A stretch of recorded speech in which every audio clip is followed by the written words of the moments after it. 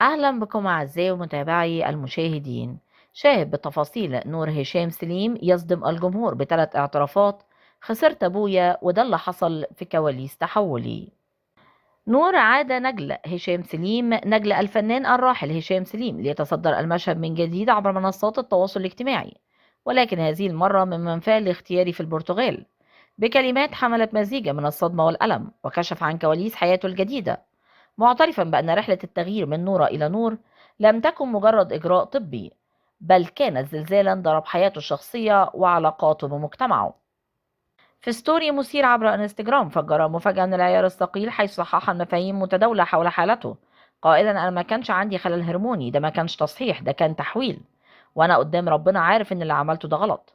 وصف لحظة اتخاذ القرار بأنها كانت نتاج تخبط طويل، ولكنه حين نظر للمرآة لأول مرة بعد العملية شعر وكأن شخصا ما قد أنقذه من الضياع، رغم أن أوراقه الرسمية في مصر لا تزال تسجله كأنثى.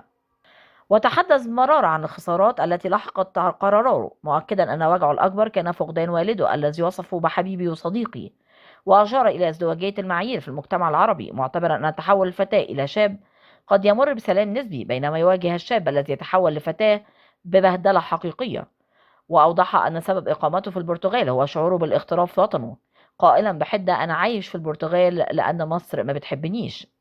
ولم يكتفي بالحديث عن حياته الشخصية، بل شن هجوما عنيفا على من وصفهم بالمنافقين الذين يدعمون ويرفضون في الوقت ذاته حقوق المثليين، ودافع بقوة عن قضية سارة حجازي، موجها رسالة للمنتقدين: براحتك تفكر بطريقتك، بس ما تفرضش دينك عليا، اللي مش راضي بسارة مش راضي بيا.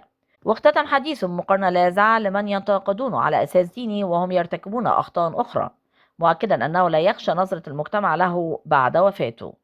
من فضلك لا تنسى الاشتراك في القناة، تفعيل الجرس على وضع الكل، وعمل لايك ليصلك دائما وأبدا كل جديد من القناة.